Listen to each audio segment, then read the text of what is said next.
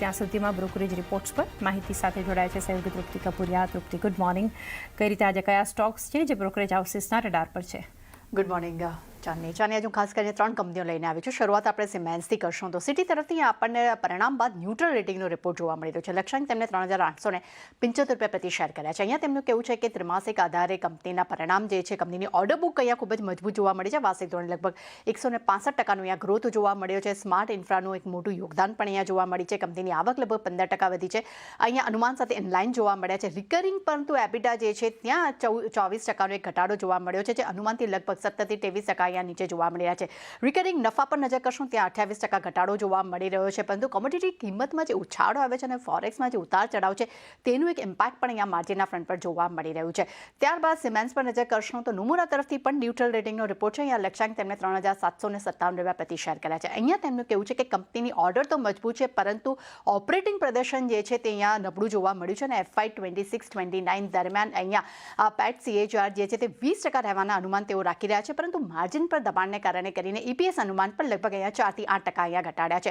પરંતુ મેનેજમેન્ટના આવનારા સમયમાં એક સારા પોઝિટિવ ડિમાન્ડ્સની પણ તેઓ અપેક્ષા રાખી રહ્યા છે. ત્યારબાદ નજર કરશું MRF પર. અહીંયા સેલેસે તરફથી અહીંયા આઉટ પરફોર્મ રેટિંગના રિપોર્ટ જોવા મળી રહ્યા છે. લક્ષ્યાંક તેમને 1,65,000 અહીંયા પ્રતિ શેર તેમને આપ્યા છે. અહીંયા તેમનું કેવું છે કે Q1માં કંપનીના એપિટા માર્જિનમાં ઘટાડો જોવા મળ્યો છે, જેનું ખાસ કરીને ગ્રોસ માર્જિનમાં જે ઇમ્પેક્ટ આવ્યો છે તેનું ઇમ્પેક્ટ પણ અહીંયા એપિટા માર્જિન પર જોવા મળી રહ્યું છે. ખાસ કરીને કાચા માલનો ખર્ચ જે છે અહીંયા વધતો જોવા મળ્યો છે. QOQ ધોરણે લગભગ 16 થી 18% અને પરંતુ ઓવરઓલ ઇન્ડસ્ટ્રીમાં 7 થી 8% કિંમતોમાં પણ વધારો કર્યો છે, જે કંપની જે છે તે આવનાર સમયમાં Q2 FY 27માં પણ તેઓ પ્રાઇઝીસ અહીંયા વધારી શકે છે, જેને કારણે કરીને માર્જિનમાં આવનારા સમયમાં એક રિકવરીની તેઓ અપેક્ષા રાખી રહ્યા છે.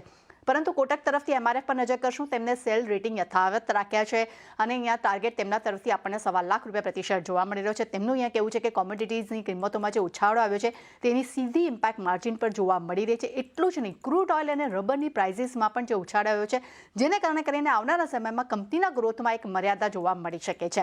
ત્યારબાદ નજર કરશું ઝાયડસ લાઇફ પર.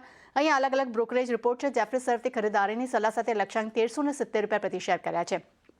અહીંયા તેમનું કેવું છે કે કંપનીના પરિણામ અનુમાન મુજબ રહ્યા છે. ખાસ કરીને ભારત અને ઇન્ટરનેશનલ માર્કેટમાં પણ ગ્રોથ યથાવત રહ્યો છે. US બિઝનેસનો ગ્રોથ પણ લગભગ 5% એટલે કે સિંગલ ડિજિટ પર જોવા મળ્યો છે. પરંતુ FY 27 માટે ગાઈડન્સ તેમને યથાવત રાખ્યું છે. ડબલ ડિજિટ આવક ગ્રોથ રાખ્યો છે, સિંગલ ડિજિટ US ગ્રોથ રાખ્યો છે અને એપિટા માર્જિન લગભગ 24% તેમને અહીંયા યથાવત રાખ્યા છે. પરંતુ સાથે તેમને પણ કેવું છે કે FTF લોન્ચ અને અહીંયા ઇનોવેટિવ પોર્ટફોલિયોથી FY 27 બાદ ગ્રોથને એક સારો સપોર્ટ જે છે તે અહીંયા યથાવત જોવા મળી શકે છે. HSBC તરફથી જોઈશું તો તેમને અહીંયા ઝાયડસ લાઇફ માટે હોલ્ડ રેટિંગ રિપોર્ટ આપ્યો છે.